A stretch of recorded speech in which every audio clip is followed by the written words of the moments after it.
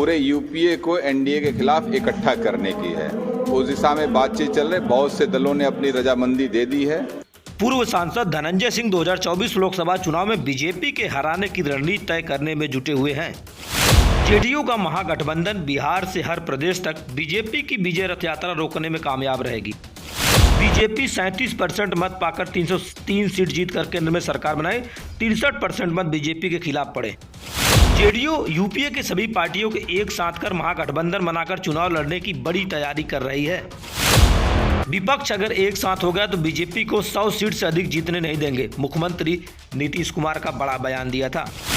जौनपुर के पूर्व सांसद धनंजय सिंह ने कहा, देश में दो धुरी चुनाव हो जिससे मतदान दो पक्ष में हमेशा पड़ा करें। पूर्व सांसद धनंजय सिंह 2024 लोकसभा चुनाव की तैयारी में जुटे, 2024 में कर सकते हैं बड़ा कमाल।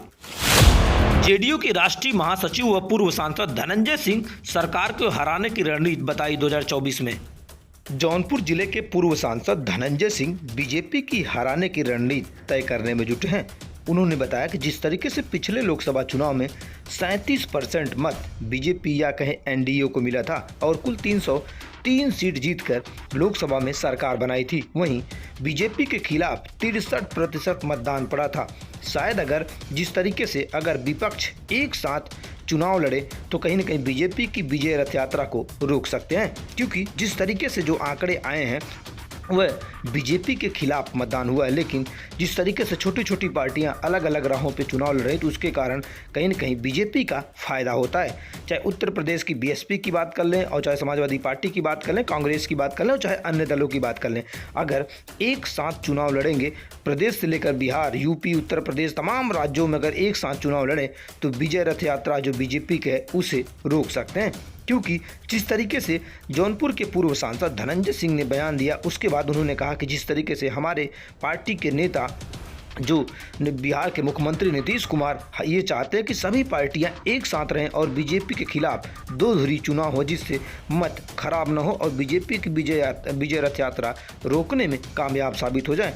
आपको बता दें कि फिलहाल जिस तरीके से जौनपुर के पूर्व सांसद इन दिनों 2024 लोकसभा चुनाव की रणनीति तय करने में जुटे हैं। उन्होंने ये भी कहा कि जिस तरीके से अगर बीजेपी की विजय रथ यात्रा रोकना होगा तो सभी पार्टियों को एक साथ एक मत और एक मंच पर आकर चुनाव लड़ना होगा। तो आपको बता दें कि जिस तरीके से आने वाले लोकसभा चुनाव अभी हाल फिलहाल में एक साल हैं, लेकिन सभी पार्टियां आज और अभी से तैयारियों में अपनी पूरी ताकत झोंक दी है। वहीं जौनपुर के पूर्व सांसद धनंजय सिंह ने बताया कि जिस तरीके से जो लोकसभा चुनाव होगा उसमें कहीं न कहीं जो बीजेपी के खिलाफ बेहतर प्रदर्शन कर सकती है विपक्ष की पार्टियां, जब एक साथ सभी पार्टियां चुनाव मैदान में रहेंगी तो कहीं न कहीं बीजेपी को झटका दे सकती हैं। और फिलहाल जौनपुर जिले के पूर्व सांसद धनंजय सिंह ने लगातार बीजेपी पर भी कई हमला बोला है। फिलहाल सुनते हैं क्या कहते हैं पूर्व सांसद धनंजय सिंह। पॉलिसी है पूरे यूपीए को एनडीए के खिलाफ इकट्ठा करने की है। उस दिशा में बातचीत चल रही, बहुत से दलों ने अपनी रजामंदी दे दी है। अभी बातचीत का सिलसिला चल रहा। अभी नीतीश जी का एक वक्तव्य आया था, आपने देखा होगा कि कांग्रेस को आगे पहल करनी चाहिए।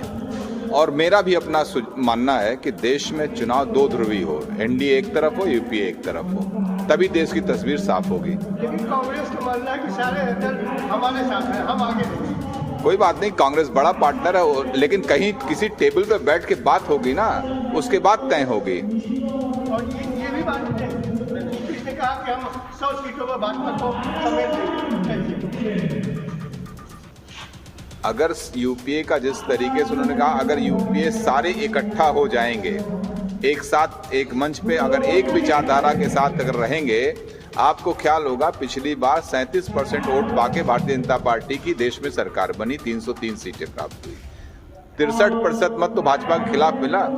उनका कहने का तात्पर्य यही था कि जब दो ध्रुवी चुनाव होंगे तो मतों का विभाजन नहीं होगा और जो 63% मत भाजपा के खिलाफ पड़ा था, एनडीए के खिलाफ पड़ा था, वो मत यूपीए को प्राप्त होगा।